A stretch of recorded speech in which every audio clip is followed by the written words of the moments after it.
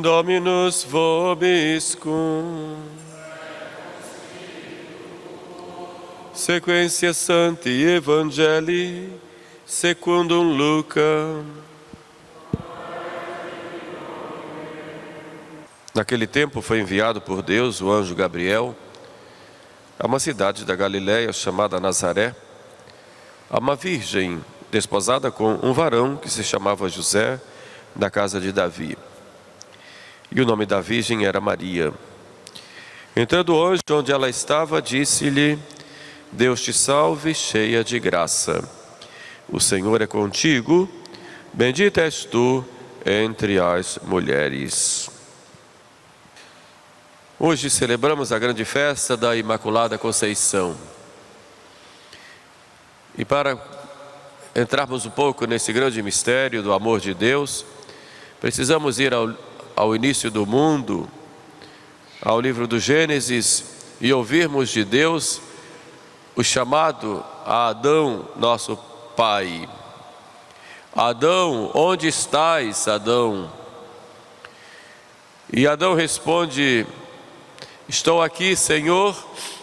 Eu tive vergonha porque estava nu e me escondi. A criação do homem foi o grande ato do amor de Deus, que saindo de si mesmo, faz a sua imagem e semelhança em cada um de nós. E elevou em Adão a ordem sobrenatural, dando-lhe a própria vida divina, a graça santificante e a predestinação à vida eterna, ao céu. Mas Adão não foi fiel. Adão pecou. E com o pecado de Adão, toda a humanidade foi arrastada a essa primeira maldição. Todo homem, já desde a sua concepção, já está marcado com esta inimizade com Deus, com esta dívida com Deus, que nós chamamos de pecado original. Adão, tendo consciência do que tinha feito, foge de Deus. Foge e dizendo que estava nu. Essa nudez de Adão, além de física, era uma nudez da própria alma, despojada da graça. E o homem envergonhado foge de Deus, rechaça a Deus. Mas é Deus quem toma a iniciativa e vai atrás do homem. E na história, tantas vezes, Deus vem atrás de nós, vem buscar estabelecer conosco uma comunhão, restabelecer a amizade que foi quebrada pelo nosso primeiro pai. Vem para salvar-nos da maldição do pecado. E para consolidar isto, Deus envia o seu anjo. Como acabamos de ouvir, foi o anjo Gabriel enviado por Deus a uma virgem, desposada com um varão chamado José, e o nome da virgem era Maria. E o que fez Maria? Ao contrário de Adão, Maria não se escondeu. Maria se apresentou. Embora ficasse um pouco perturbada devido à sua humildade diante daquela saudação, Maria não rechaçou. Maria se submeteu. Maria acolheu a fecundidade do Espírito Santo nela. Maria acolheu em seu ventre o Salvador do mundo. E com muita humildade, Maria diz: eis aqui a serva do Senhor. E o anjo havia lhe dito: ave cheia de graça, o Senhor é contigo, achaste graça diante de Deus. Mas que graça era esta? Podemos perguntar, que o anjo reconhece e se alegra e saúda em Maria: gratia plena, tens todas as graças, estás repleta, estás transbordante de graças, todas as graças, inclusive essa graça que Adão perdeu. Maria, desde a sua concepção, já estava cheia de graça e correspondeu a essa graça, por isso achaste graça diante de Deus. Este dogma da Imaculada Conceição, ou seja, aquele pecado original, aquela dívida, aquele rechaço de Deus que é de toda a humanidade, de todos nós, Maria não teve.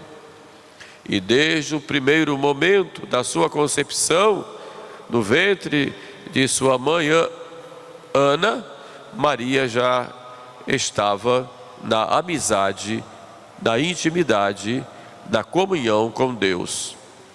Isto é uma verdade de fé que foi proclamada como dogma hoje faz 170 anos, dia 8 de dezembro de 1854, pelo bem-aventurado Papa Pio IX.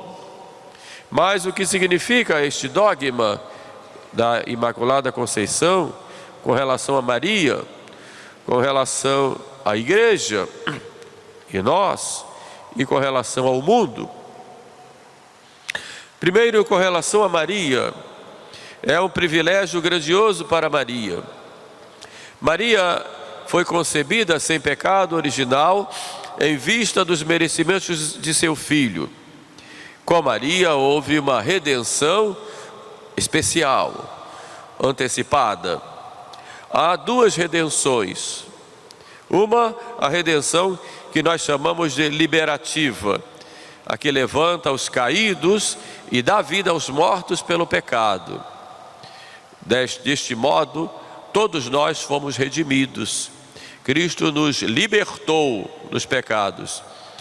Na última ceia, ele deixa isso claro, quando ele diz: este é o cálice do meu sangue, o sangue da nova e eterna aliança, que será derramado por vós e por muitos para a remissão dos pecados.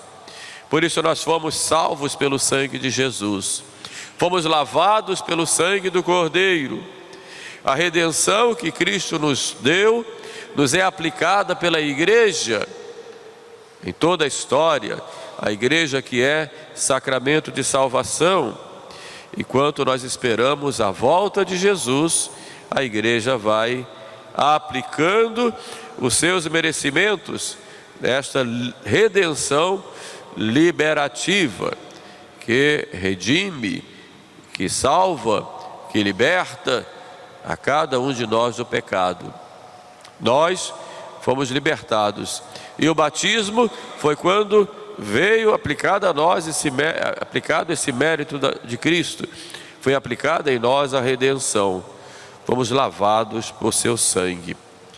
Mas há uma outra redenção, que é a redenção chamada de preventiva, pois previne para que não se caia. Esta é a redenção de Maria. Pela virtude da redenção de Cristo e pelos seus méritos, Maria alcançou a graça de não cair. Não só foi concebida sem pecado original, como não teve nenhum pecado. Foi redimida de modo antecipado.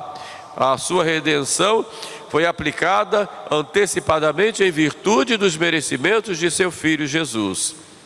E a sua redenção é por isso mais perfeita que a nossa. Podemos colocar aí graus de perfeição. Isso para o nosso conhecimento e para nosso louvor a este grandiosíssimo privilégio de Maria. Ela nunca experimentou o pecado, nem o pecado original. Inimicitias ponam, disse Deus à serpente, entre ti e a mulher, entre a tua descendência e a dela, e ela te esmagará a cabeça, e tu procurarás armar ciladas ao seu calcanhar. Maria é aquela sobre quem o demônio não teve poder algum, em nenhum momento. Maria, aquela que deu o sangue a Jesus, o sangue que foi derramado por nós na cruz, ela em nenhum momento ela esteve sujeita às garras e ao veneno do demônio. Este é o grande privilégio de Maria. E só Deus, em seu infinito amor, deu a Maria a graça desde o momento da sua concepção. Ave gratia plena. Dominus tecum. O Senhor é contigo. E para nós, por isso, hoje é um dia de grande alegria, em que nós honramos a nossa mãe puríssima. Um autor escreveu lindamente a respeito dela e falando com ela: Maria, tu és a primeira casa de Deus no mundo, o primeiro contexto, o primeiro ambiente, o primeiro lugar onde tudo que havia era de Deus, do Deus que veio morar conosco. Tudo o que tu és, tudo é para Deus, é a sua morada. Não há falsidade em ti, graça plena. O dom de Deus, a sua eleição, purificou-te completamente. Além disso, mais do que te purificar, criou-te inteiramente, graça plena. É por isso que tu és muito bela, porque a beleza é o esplendor da verdade, ó Mãe belíssima. Grande é o privilégio e grande é a honra de Maria. E nós, como filhos, também nos sentimos honrados. Mas esse dogma da Imaculada também tem sua dimensão de igreja, sua dimensão que nós chamamos de eclesial. É glória também da igreja. Diz o hino antigo da liturgia bizantina: salve primeiro milagre de Cristo. Esse hino, composto no século V, foi e continua a ser o modelo de muitas composições antigas e modernas, em que a igreja sempre associou ao dogma da Imaculada Conceição. O primeiro milagre de Cristo foi a concepção virginal de sua mãe, de modo antecipado. E o magistério da igreja diz que Maria é o fruto mais esplêndido da redenção, que a igreja admira e exalta. A igreja foi contemplando na história, no silêncio da história dos séculos, a grandeza de Maria. Desde a sua concepção. O livro do Apocalipse nos fala da mulher vestida de sol, tendo a lua embaixo de seus pés e na cabeça uma coroa de 12 estrelas. A igreja, aliás, os santos padres sempre referiram isso a Maria, ou melhor, a igreja, em primeiro lugar, como mulher vestida de sol. Mas outros falam que essa mulher é Maria, a nova Eva, que com a sua vida, desde a Imaculada Conceição, foi pura e sem mancha, imaculada. As duas interpretações, a mulher vestida de sol, é a igreja, e é Maria, não são coisas que se contrapõem, na verdade se complementam, ou se completam, porque ao glorificar Maria em sua Imaculada Conceição, a igreja mostra toda a sua pureza ao brotar do lado aberto de Jesus. Maria, criada pelo Altíssimo, como o seu grande tesouro para a humanidade, em toda a sua pureza, em todo o seu amor, que como que se infunde naquela criatura. A igreja também, ela é fruto deste amor do coração de Jesus. Nascemos como igreja do coração de Jesus, que brotou sangue e água e escorre por toda a humanidade. Por isso, embora a igreja, nos seus membros, apresente muitos pecadores, que somos todos nós, a igreja é santa, pura e imaculada. Então, ao declarar o dogma da Imaculada Conceição, a igreja nos chama a atenção à nossa vocação primeira: sede perfeitos, como o vosso Pai Celeste é perfeito. Além disso, quem proclama o dogma da Imaculada Conceição é a igreja, reconhecendo essa grande verdade, e proclama na pessoa do Romano Pontífice, que é a autoridade máxima, que em matéria de fé e de costumes, falando como doutor da igreja e proclamando uma verdade de fé e de costumes, fundamentado na Sagrada Escritura e na tradição, com todo o seu poder, ele goza do privilégio da infalibilidade. Então é a igreja, aí representada pelo Romano Pontífice, que na sua infalibilidade proclama esta grande verdade: Maria é imaculada desde a sua concepção. E com Maria, a igreja também festeja e se alegra, proclamando a sua mãe imaculada. Mas há um terceiro aspecto desse dogma com relação ao mundo. Por quê? E quais são as consequências disso para o mundo? Ao proclamar o dogma da Imaculada Conceição, a igreja proclama bem alto que o materialismo, que o racionalismo é uma verdadeira violência ao homem, criado à imagem e semelhança de Deus. O dogma da Imaculada Conceição de Maria nos mostra a primazia do Espírito sobre a matéria, da graça sobre o pecado, do eterno sobre o temporal. Este dogma nos mostra que o ser humano é corpo e alma, e que os bens espirituais estão acima dos materiais, que a matéria não é eterna, como dizem os materialistas, que a matéria não é um Deus diante do qual nós devemos nos curvar, que a natureza é criatura de Deus e é irracional. Mostra que nós não vamos nos prostrar diante da natureza como se fosse uma deusa, uma Gaia, como se proclama hoje, que ao homem cabe dominar a natureza, utilizá-la racionalmente em vista do bem comum, não só no tempo presente, mas também no futuro. Mas não podemos constituir a natureza criada como um ser superior a nós, e como nós fôssemos apenas do universo criado por Deus, um micróbio, uma microvida que está fadada a ser o grande predador da natureza, o grande destruidor de tudo.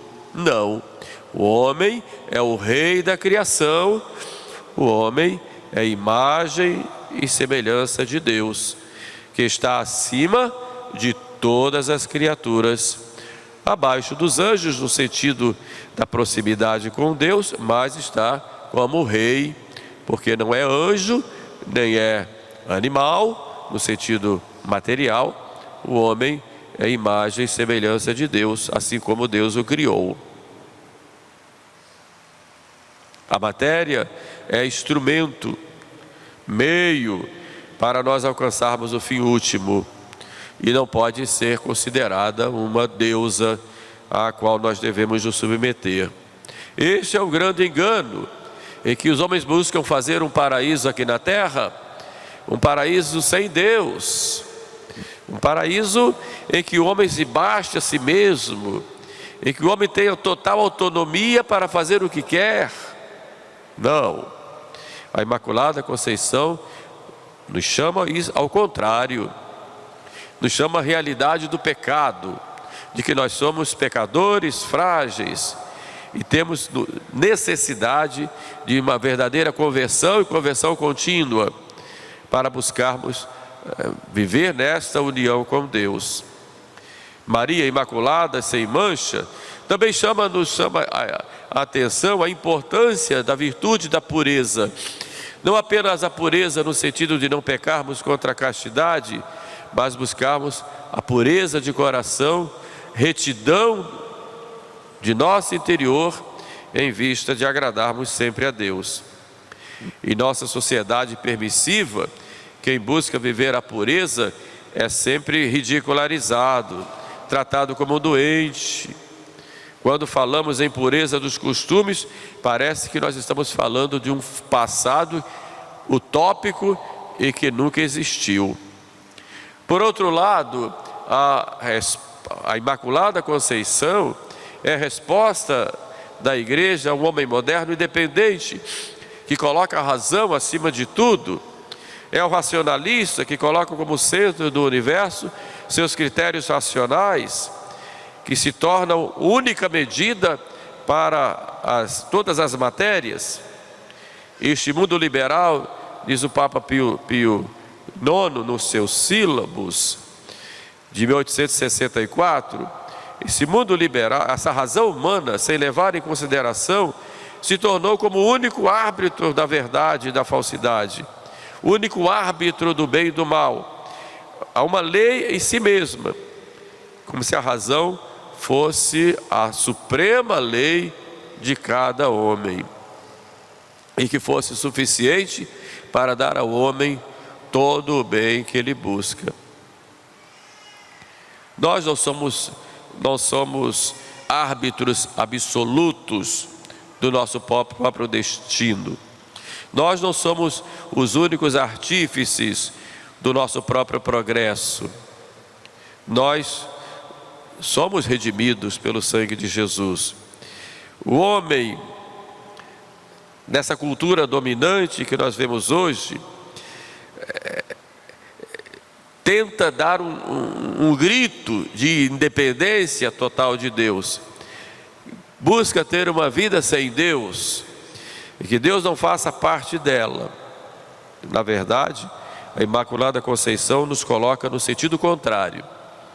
Nós somos dependentes de Deus, e o homem anda inquieto e não vai encontrar repouso e felicidade a não ser em Deus.